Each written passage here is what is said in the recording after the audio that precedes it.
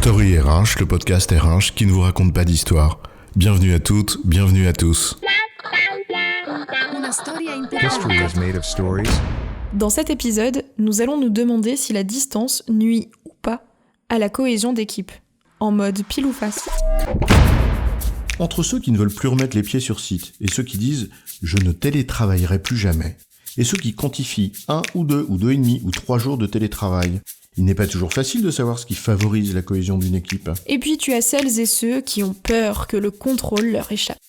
Combien de fois on a entendu « non mais vraiment, on a besoin du présentiel » sans aucune forme d'argumentation pour des métiers qui, en soi, ne semblaient pas l'exiger, révélant ainsi que le problème se cache certainement ailleurs. Mais alors on fait quoi? On met un peu de nuance? Mais ça veut dire quoi au fond?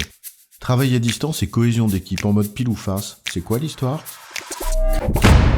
Commençons donc par nous demander ce qu'est la cohésion.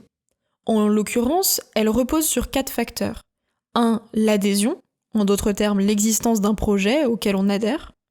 2. La cohérence, à savoir le fait que chacun reconnaisse ce projet comme bien commun.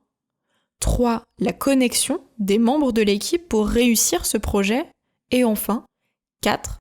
La consistance, c'est-à-dire un engagement dans le temps pour ce projet. Mais ça fait 4 fois que tu as répété le mot projet. Et si tu me réponds parce que c'est notre projet, je te claque le beignet. Non, promis, je te répondrai pas ça. Mais en revanche, si j'insiste de manière aussi peu subtile, j'en conviens, sur ce mot, projet, c'est parce que c'est la clé de voûte de la cohésion. Sans projet, il n'y a pas véritablement d'équipe, et encore moins de cohésion d'équipe. Pour qu'il y ait cohésion, il faut donc qu'il y ait projet. On a compris, chef, et un réel projet. À distance, comme en présentiel, ça reste un réel projet. Et la distance, d'ailleurs, peut même paradoxalement le renforcer. La distance qui renforce le projet? T'es sérieux? Bon allez, soit, développons un peu l'idée avant de revenir aux nuances. Individuellement et collectivement, nous avons besoin de nous référer à quelque chose qui nous dépasse. Une référence extérieure à nous, une perspective qui va au-delà de nous. Si tant est que nous voulions bien la considérer comme un bien commun. Et quand on est en cercle clos les uns sur les autres, il est plus difficile de maintenir cette référence, quand le quotidien et l'habitude submergent tout. Et quand on est à distance, le point de repère extérieur à nous, le symbole, prend une autre tournure. À l'image de celui qui a le mal du pays et dont la seule vue du drapeau le comble d'émotion. Quand on est éloigné de quelque chose que l'on chérit ou dont on a besoin, ce qui le symbolise prend encore plus d'importance à nos yeux. En cela, la distance ravive le désir de ce qui unit. Paradoxalement, la distance pourrait donc être une aubaine pour la cohésion d'équipe. C'est le côté pile. La distance renforce le manque et donc le désir du projet, cause profonde de notre cohésion. Et ce désir incite à créer les conditions de sa réussite, dont la cohésion d'équipe est un des aspects. C'est beau ce que tu dis, mais juste une question. Que se passe-t-il quand le manque est trop grand? Quand ce manque ne se transforme pas en désir plus fort et plus puissant, mais en souffrance qui éloigne et détruit. Je vais voir ailleurs. Dans ce cas, il y a quand même un risque à ce que je cherche effectivement à combler le manque par d'autres moyens. Et c'est le côté face. En créant le manque, la distance peut certes renforcer le désir, mais elle est également porteuse de ce risque, celui d'aller voir ailleurs. J'ai besoin de cette référence externe dont tu parles, ce drapeau, ce symbole, cette perspective qui nous unit. Mais si cette perspective me semble trop lointaine, elle peut également me décourager dans une sorte de « à quoi bon ?» là et dépiter. Sans parler de démissionner pour rejoindre un autre projet, c'est une option. Mais je peux aussi tout simplement m'engager en dehors de l'entreprise sur des activités perso, associatives par exemple. Et progressivement, je témoigne de beaucoup plus de détachement à l'égard de ma boîte.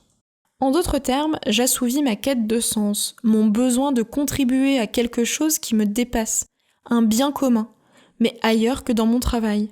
Et je réduis alors mes interactions avec mon équipe au minimum. La cohésion en prend un coup. Alors, entre le côté pile, la distance qui renforce le projet, et le côté face, celle qui détruit la cohésion, il y a évidemment tout un tas de nuances et même peut-être toutes les couleurs de l'arc-en-ciel. La réponse ne se trouve donc certainement pas ni dans un 100% distanciel absolu, ni dans un 100% présentiel. Les deux extrêmes, comme sur bien d'autres sujets, n'ont ici pas de sens, dès lors qu'il s'agit d'un métier télétravaillable. La question nous renvoie finalement au besoin d'équilibre que nous devons trouver. Il s'agit en l'occurrence de trouver la bonne proportion qui permet à la fois de satisfaire les besoins de chaque personne, qui compose l'équipe, et en même temps de garantir le minimum d'interaction nécessaire au collectif. Et ceux qui quantifient nous demandent alors, c'est quoi la bonne mesure ? 1, 2, 3... Soleil. En fait, ce juste équilibre ne peut être trouvé qu'à l'échelle d'une entreprise, voire plutôt de l'équipe, en laissant à chacun les justes marges de manœuvre permettant de s'organiser au mieux, dans la perspective commune, le projet. En résumé, la distance peut renforcer la cohésion d'une équipe, car elle attise le manque, et donc le désir, pour le projet qui l'unit. C'est le côté pile. Mais côté face, si ce désir reste insatisfait, la distance devient alors porteuse du risque d'aller le satisfaire ailleurs. Il faut donc trouver le bon équilibre. J'ai bon, chef ? Oui, tu as bon, mais on va pas en faire toute une histoire. Story RH, le podcast RH qui ne vous raconte pas d'histoire. Retrouvez tous les épisodes sur storyrh.fr.